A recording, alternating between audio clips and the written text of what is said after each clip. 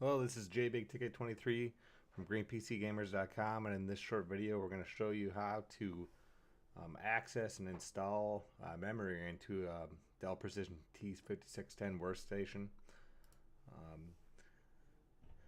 So we're going to go through what type of memory the system supports first. So there's 8 total slots, 4 slots for each processor. So if you only have one processor installed, you can only use 4 slots. If you have 2 processors installed, you can use all 8 slots. The system supports DDR3 ECC registered memory.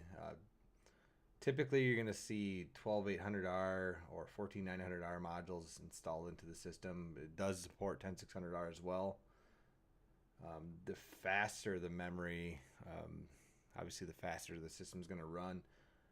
But your processors do determine how fast that memory is going to run. So, I mean, ideally, if you're upgrading RAM, go with the 14900R modules because they're either going to run at 1866 megahertz or 12800, which is 1600 megahertz, based off the processor. So, we're going to install 4 gig 14900R modules. Here's our system. We pulled the side panel off. This particular system only has 1 processor, so we can only use 4 of the slots. First step after you pull the side panel off is remove your optical drive cage. We have, see if you can see this, 4 gig single rank PC3 14900R modules. So they're DDR3.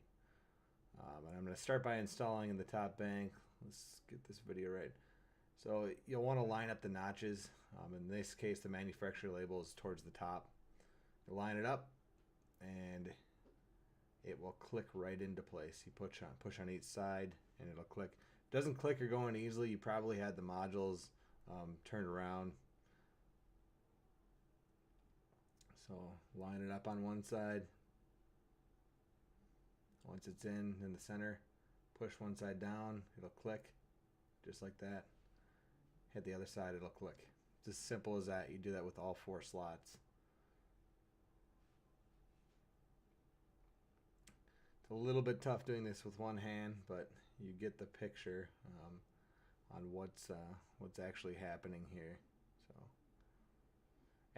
So we have an E52687W V2 proc. So based off of that proc, we're going to get the full 1866 megahertz out of the RAM. If you put slower processors in your system, they may only run at 1600 megahertz, but still, it's still going to work just fine. At that point, you can think about upgrading your processor to get them to run at the full speed. So look at this last module installed. So you can see the processor is right in the top there in the middle. We'll put our optical drive blank back in. You can see the processor fan right here. You can see this covers in here. That's where the secondary processor would go. And then as you see, as you pull that plastic shard off, then it would open up those other 4 slots. So if you don't know whether you have 2 processors or not, that's one way to tell. So that's how you do it. So visit www.greenpcgamers.com for more content. We do other installs. We show complete system builds, upgrades, all that good stuff. If you like what you saw today, please subscribe to the channel. Also, if you want to support me or if you have additional questions, I do go live on Twitch 3 to 5 days a week around 9 Central Time.